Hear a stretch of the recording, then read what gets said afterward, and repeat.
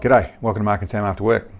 Today I want to do a video about, well, a bit of a commonly asked question or maybe a presumption from the common man, but that's about what power scope you need to shoot ELR. How much power, how many X's? So is it 10 by, is it 15 by, is it 25 by, is it 30 by, is it 80 by? How much do you need to shoot the longer you want to shoot? And the simple answer up front would be that you don't need as much power as you think. If you've got 20, to be truthful, you're going to do fine. And I'll go through that and break that down a little bit. I've got a range in scopes in front of me specifically to say I wanted to have a scope here, but I didn't want to have one because it isn't a brand thing by any means. So this is some of the options that you have. It isn't even a money thing, although generally you spend a bit more, you go into the mid-range and up, it's going to be easier, particularly with ELR. But you only need decent quality glass, so reasonable. In the second tier, I suppose, if you want to talk tiers and that sort of stuff, but once it goes into good ED Japanese glass, you are good enough in the glass, and better glass doesn't really change anything in the ELR, in true ELR shooting. And I suppose then I would go into, I just mentioned up to 80 power, and there are the likes of the March scopes which do the 40 and 50 and even 80 by, so monstrous amounts of power. So I think the presumption is if you get these very good, very expensive, very high power scopes, why wouldn't you use them? The longer you want to shoot, the better you want it, the closer you want to try and make it see, so you can aim better, so you want more power to do that. But no, that's not the reason for those scopes, and that's not actually the fact. I'll get more into what is the fact, but to start off with, those very high power scopes are for trying to see holes in paper. That's what, as much as March scopes do a lot of, they do a lot of target scopes, but they'll do hunting scopes, they do tactical scopes, they do all sorts of things. Like most scopes tend to be trying to, nowadays with all the new scopes showing up, all very good, I shouldn't say all, lots of very good new scopes at lots of reasonable and expensive and all sorts of price ranges. The world of making scopes has become a little easier, where there are basically big manufacturing centers that build scopes for all sorts of companies. So then you pick the boxes of what you want, the quality you want, and they can go to that sort of level. So you really can, it is a worldwide manufacturing process, which means that a company in your back street can actually start up a company. If they want to spend the money, then they can create a very good scope, and they don't need to have a manufacturing firm because that's able to be done. So March do specifically, or not specific, they do a specific range of, and they have been doing for a long time, of F-class and target shooting. So seeing holes in paper at 600 yards and trying to see holes in paper at 1,000 yards. They want to be able to spot through their scopes. They want to be able to see extreme detail at not that huge a distance. And that's why you get those very, very big scopes with very, very good glass.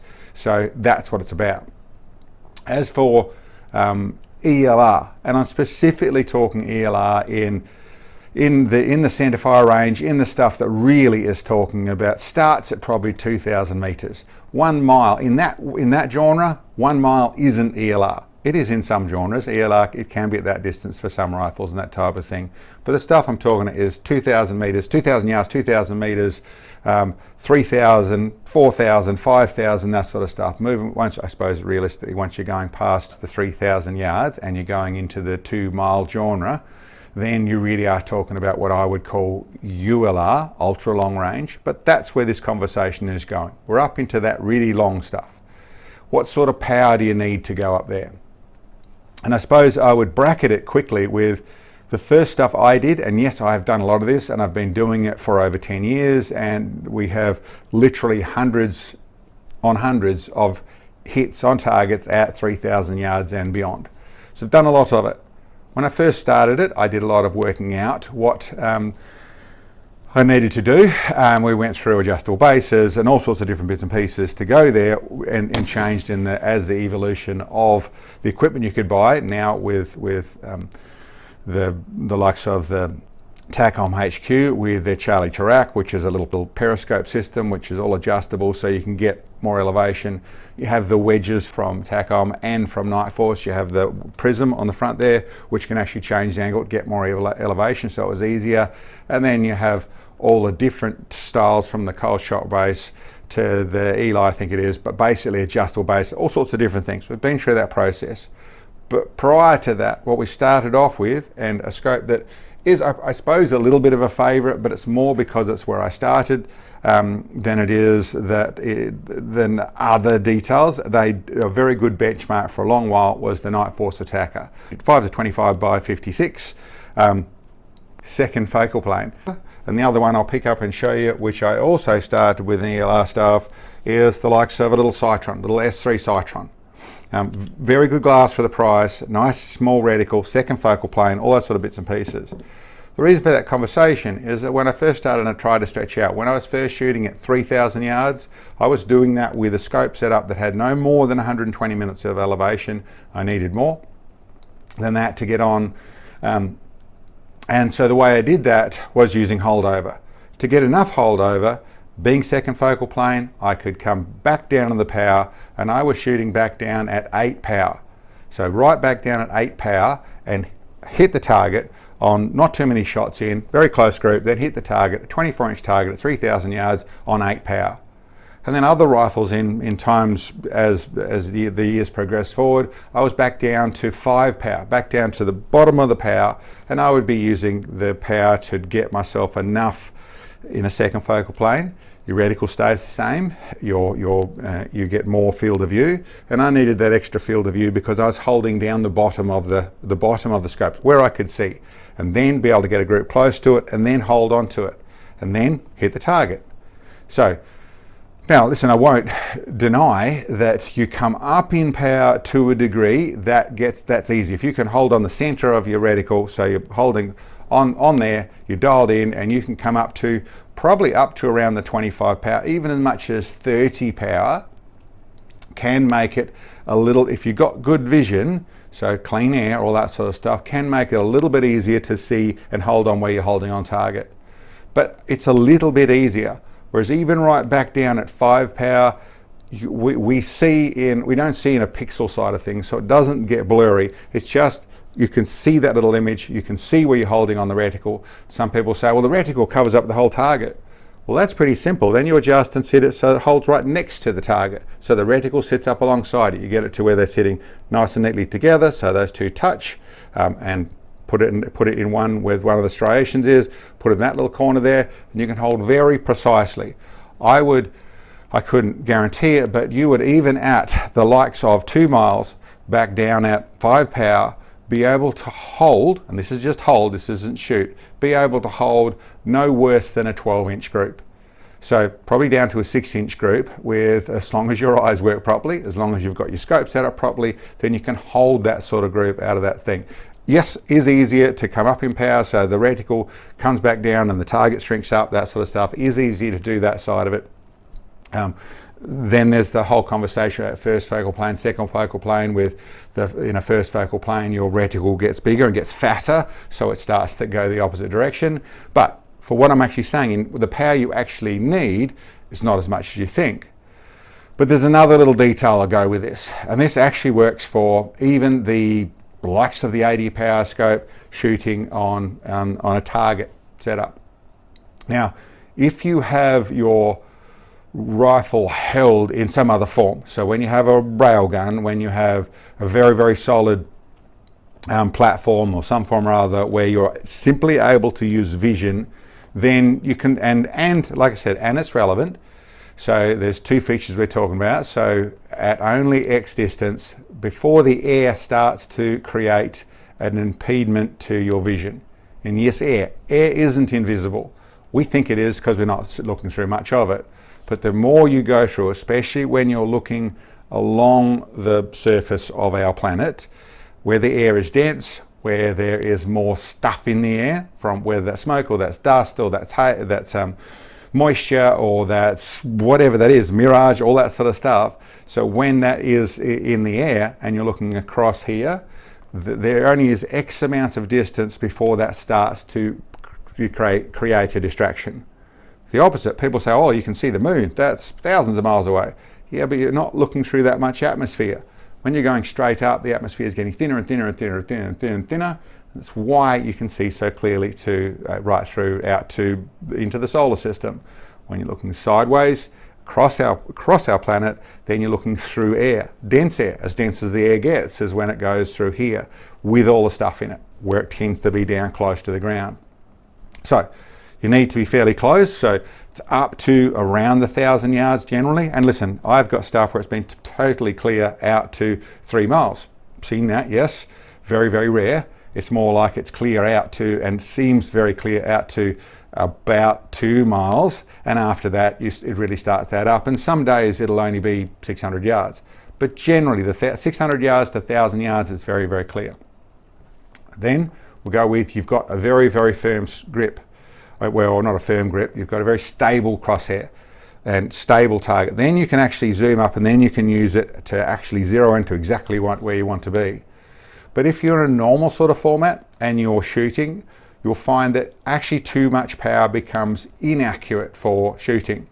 Now this is probably easiest described with, you're going to roll in a offhand form where you want to hold basically a rifle and hold your peep sights or your buckhorn or whatever it is on your target. It's not that hard to hold still in that sort of format. You want to put even just a 10 power scope on there and hold the same. All of a sudden your crosshair's moving around a little bit. Your hold probably hasn't changed at all, but you now can see better and your crosshair's moving around a little bit. As anyone would know that's done this, if you want to go up to 25 power and try and hold on something off the shoulder, it becomes nearly impossible because all of a sudden you have movement everywhere. And that's the same actually for in prone or bench or wherever it is. Once you go to too much power, it can make it more difficult because you start to see more and then you start to try harder, and that actually takes confidence away. It actually makes it where you start to fight that crosshair.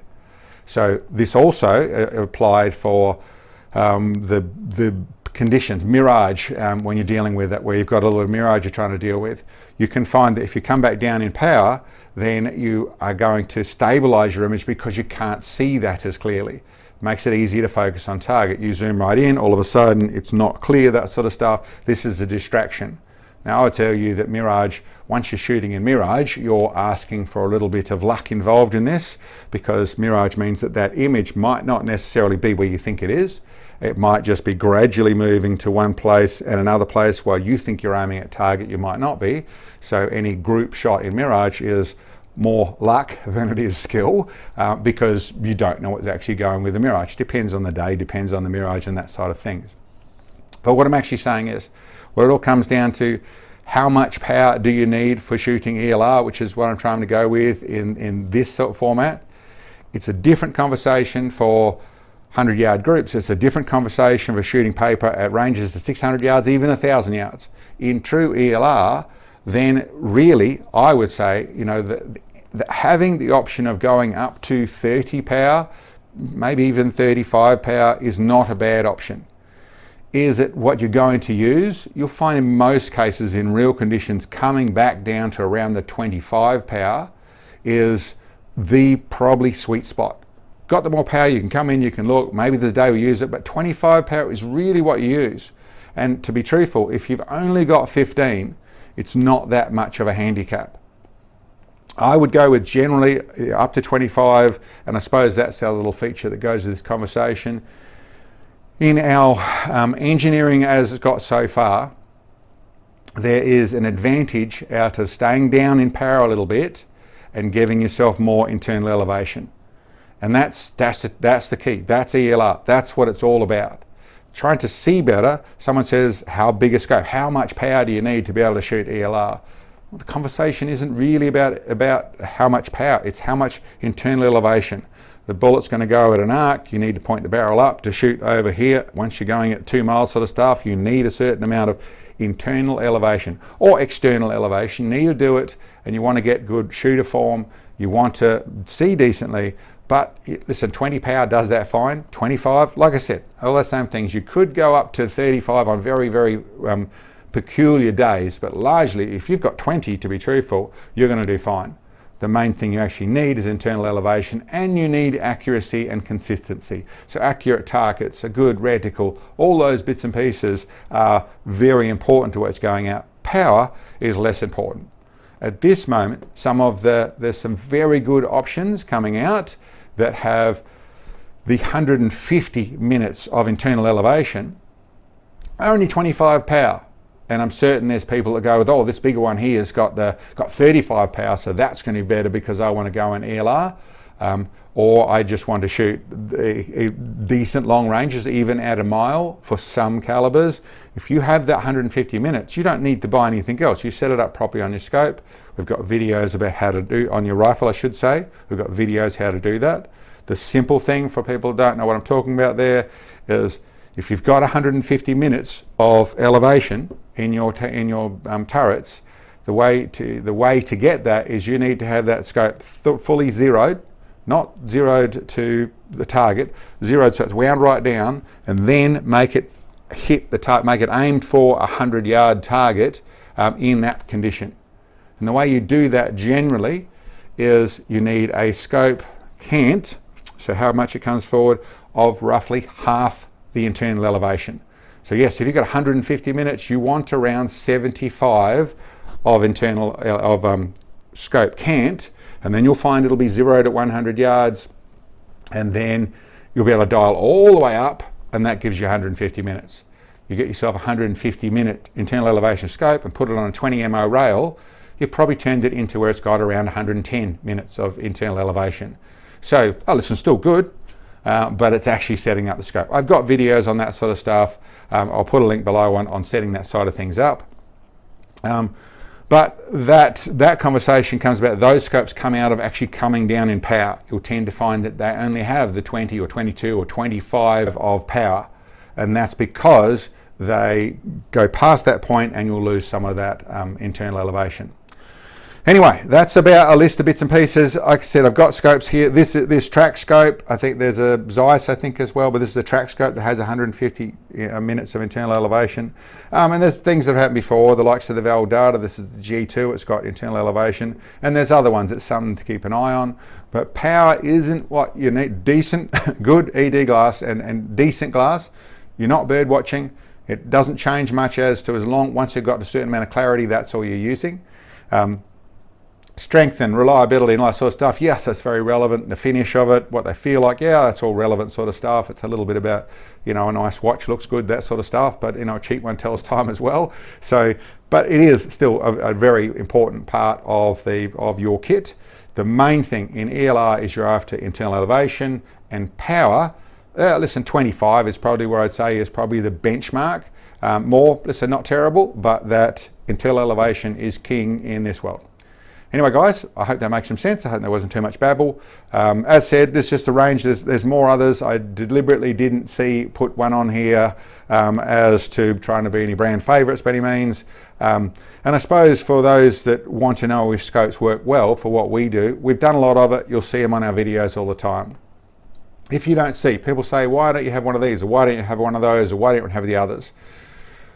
We don't earn anything out of the channel. What we do is a lot of it at our expense, and we have all the scopes that we need to do our job, but we're very, very happy in the way of using them, which we would call a form of promoting people's scopes, but we're not about to go out and pay $5,000 or $6,000 or $10,000 so we can put a scope on the channel. If someone wants to see, you want to see a scope on here, talk to your manufacturer, talk to the company, the sales at your people, and suggest to them. We are very happy to do that sort of thing. We don't need any more scopes, but to use a good scope on here and show it off and show what it can do and that sort of stuff there, I would feel it's good promotion for them. It's not bad for us. We get another scope that sits in the cupboard to go with these guys here, but we get something to use, something nice, and you get to see a scope you want to see doing that sort of stuff. That I get a lot of people do it a bit vicariously, but get to see it doing what it can do. Make a suggestion to them. And I should say, yes, we do ask, and we have asked all over the place, and largely where I no doubt of 1,000 YouTubers that say, can you give us something for nothing? I get the story. So we've stopped asking them that sort of stuff. If you want to see it, give them a shot. Anyway, guys, that's what I can say for this one. I hope that made some sense. Thank you very much for checking in. We'll catch you next time.